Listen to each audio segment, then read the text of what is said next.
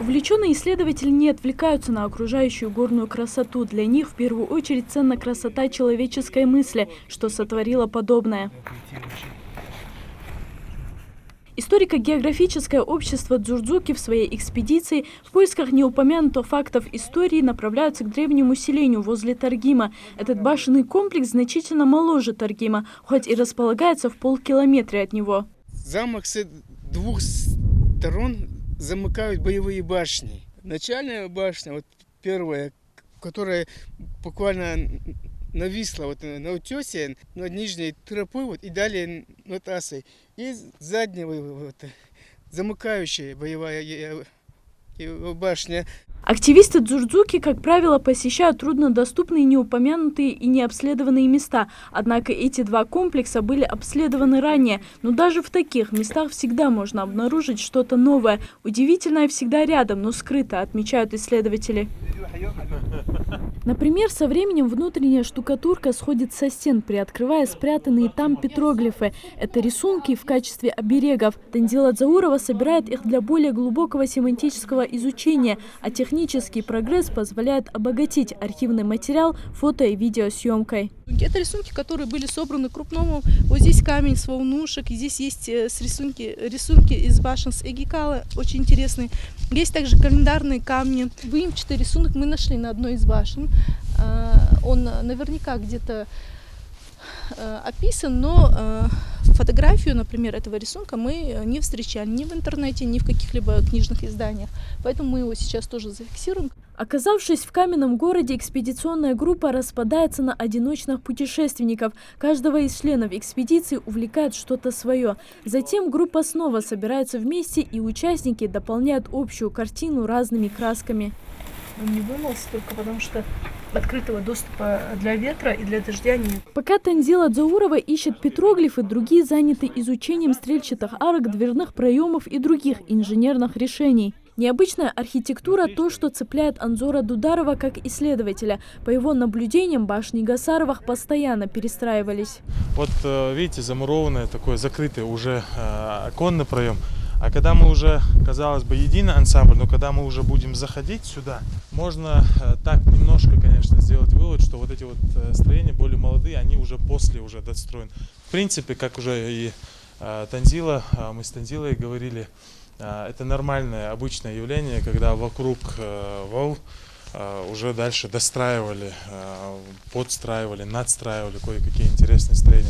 Несмотря на разные направления, всех их связывает одно – камни. Это предмет общего пристального внимания исследователей.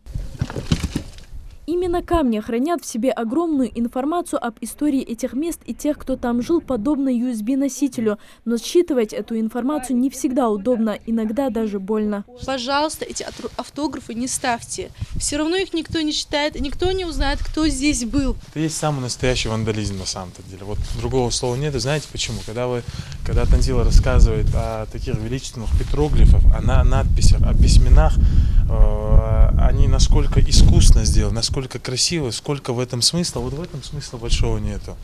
Абсолютно никакого смысла в этом нету.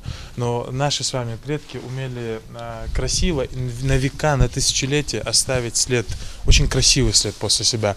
По наблюдениям Якуба Гагеева, в постепенном разрушении башен также виноваты люди. По его мнению, есть три основные причины, по которым замки исчезают намного быстрее, чем могли бы. И лишь одна из них имеет природный фактор. По какой-то причине, или умышленно, или случайно, арочный камень выбит. Камни сами по себе они очень тяжелые, и видите, они постепенно падают. И вот это отверстие, оно рано или поздно расширится до такой степени, что углы рухнут. Вот это одна из причин. Но еще самая подозрительная и, как бы я сказал, непонятная для меня причина, если вы пройдете по другим комплексам, вы увидите, что у многих башен выбиты углы. У солнечных могильников особенно у боевых башен. В Таргиме исследователям удалось обнаружить ранее незафиксированные петроглифы. Полученный фотоматериал включат в научно-популярный вестник, который члены Дзурдзуки готовят к печати. В него также войдут современные фотографии башен в сравнении с самыми их первыми изображениями. Это склеп с поминальной камеры, так называемая. Если вы сейчас посмотрите, его уже нету. Он исчез. Ну, основание, конечно, есть, но сам склеп исчез. При этом надо отметить, что их очень мало осталось у нас в Ингушетии. Для дзурдзуков это не первая экспедиция. Для исследования башен им не мешают даже суровые погодные условия. Исследователи нередко попадали под дождь или мокрый снег, а порывистый ветер и вовсе их постоянный спутник. Редко, но все же им удается опровергнуть какие-либо ошибочные данные. Во многих работах вот эта башня именно упоминается как башня без змей. Ну, это, скорее всего, просто техническая ошибка. Если вот сейчас сравните вот эту башню, задний ландшафт, жилые башни, то можно видеть, что вот эта башня, она старгима. Фактически фотография, старая фотография где-то 26-го года. Дзурдзуки побывали в труднодоступных местах, как Эгичож, Юртмехте. Они нашли нигде не упомянутые наскальные сооружения Фялки и Мецхалгал. Обнаружили вьючную дорогу Галгайних, что связывает Таргимскую котловину с Ангуштом. Теперь в их планах посетить памятники, упомянутые в 19 веке русскими военными, что стоят на горе Мятлом со стороны Дарьяла. Ведь еще никто не знает, что скрывают эти стены. Залина Могушкова, Хаваш Гойгов, Новости 24.